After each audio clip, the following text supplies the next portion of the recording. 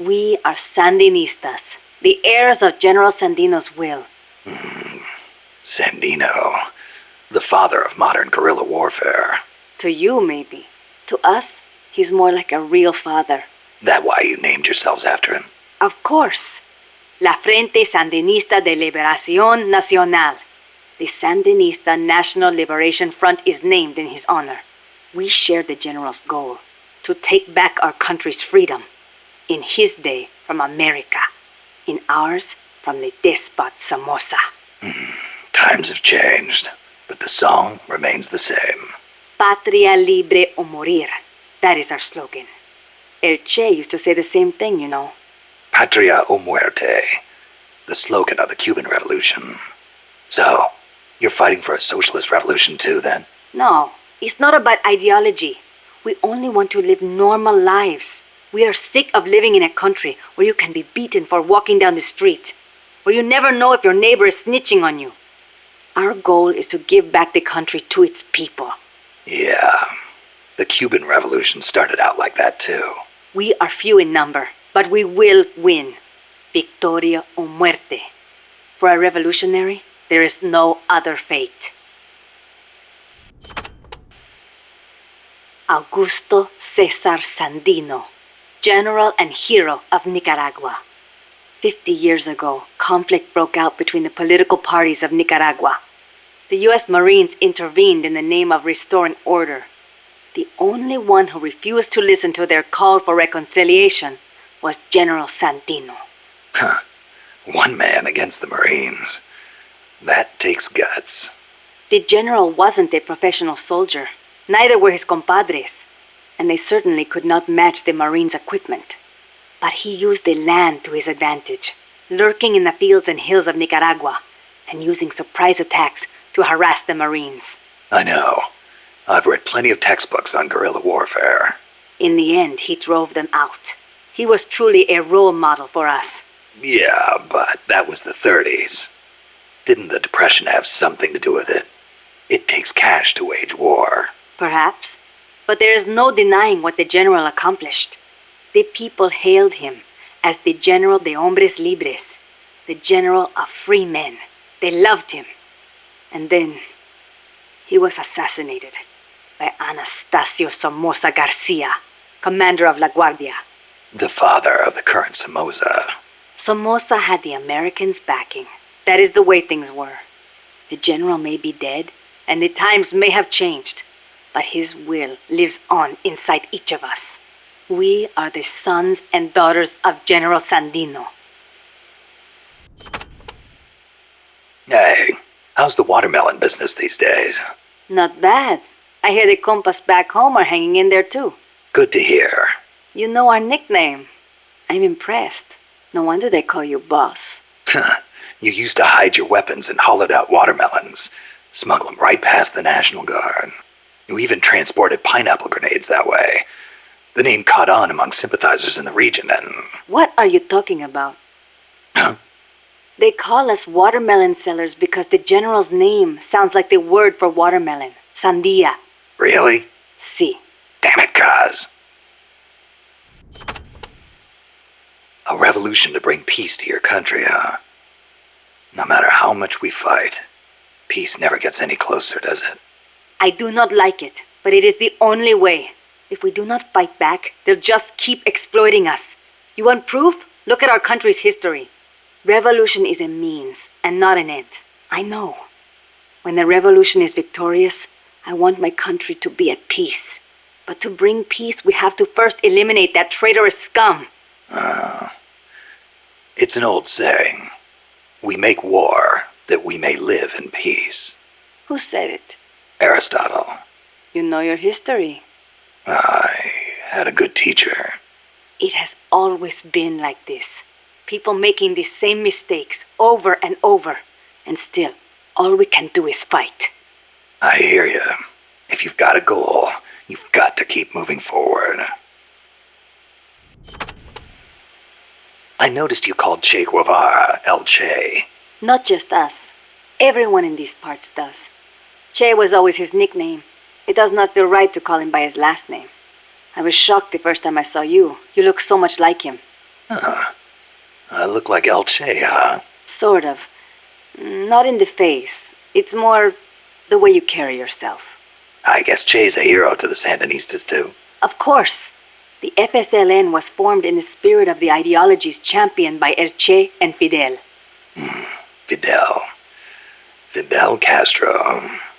So, you're trying to bring the Cuban Revolution to Nicaragua. Well, we were. But Cuba isn't what it once was. Not since El Che left. El Che was a true revolutionary. He fought and died for the people. He worked harder than anybody, and he was a righteous man. Even as a minister of Cuba, he gave up his weekends to work on the farms and public works. As a volunteer, no less. Yeah, I've heard the stories. But when you think about it, wasn't it that obsession that did him in? How do you mean? We can't all be supermen. He thought the ideals he applied in Cuba would work in Bolivia, but he failed to win converts and the support of the peasants, and it cost him his life. Maybe you are right. But at least he did not steal from those peasants, no matter how hard things got. Yeah, I can sympathize with that. There's plenty of guerrillas out there who'd rob their own people to feed their revolutions. If we had a comandante like him, the Sandinistas would find the will to fight. Costa Rica isn't alone. All of Latin America is getting swept up in the superpowers' Cold War. The whole ideological split between East and West. In the end, it's just a greedy scramble for wealth by the ruling classes. The Western bourgeois stand to lose everything if their countries go communist. After all, the communists want to abolish private property altogether. So the capitalist rulers desperately tried to halt the global spread of communism. Hence the phenomenon of red baiting. And the communists, for their part, didn't exactly stay true to their principles. They tried to escape class-based society. But between Stalin's autocracy and the rise of the nomenclatura, they ended up creating one anyway. Once people have power, they stop caring about equality. That's where communism, where society in general reaches its limits. The rulers only care about their own gain. The opposing side becomes a risk factor that threatens the profit, and thus the ongoing struggle between capitalism and communism was born. And now, nuclear deterrence is part of the picture. Exactly. They say nuclear weapons are the reason we haven't seen conflict on a global scale since World War II. The thought that your opponent might launch nukes against you sort of makes it tough to start an armed conflict, especially now that they've got intercontinental ballistic missiles. Nowhere is safe. Of course, all that has caused military expenditures to skyrocket. Well, the only way to ward off a preemptive strike is to flaunt your own nuclear stockpile, and that's caused their numbers to increase exponentially, not just with regards to destructive power, but in terms of targeting technology too. Now they can hit a target halfway across the world with pinpoint accuracy. In a way, the space race was a demonstration of that technological progress. And as a result of all that, we now have mutually assured destruction. It's the ultimate form of deterrence. No one's going to launch their nukes knowing they'll be obliterated in return. I don't know. The chance of somebody hitting the button by mistake is never zero. You're right. Even with peace guaranteed by MAD, there's always the risk of an accident. Nobody wants the world to end on account of some machines malfunctioning. On the other hand, thanks to deterrence, we haven't had a world war since 1945. You gotta admit, it has been pretty peaceful. Not that it matters to us. People point at the nuclear arms and space races and call it a Cold War.